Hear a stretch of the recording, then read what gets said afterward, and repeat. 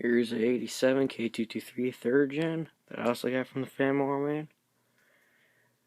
And here's how I start off.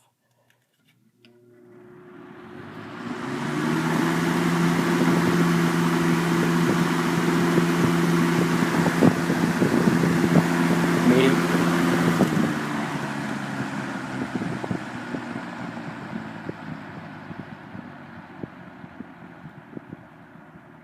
It runs very slow medium because it's starting off cold. So yeah. And it takes about 45 minutes before it completely warm up. And I don't feel like making a 45-minute video just of it warming up. And here's low.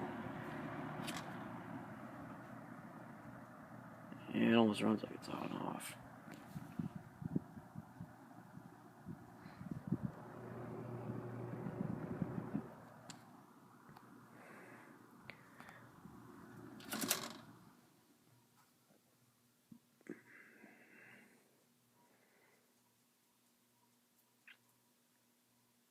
And that's it.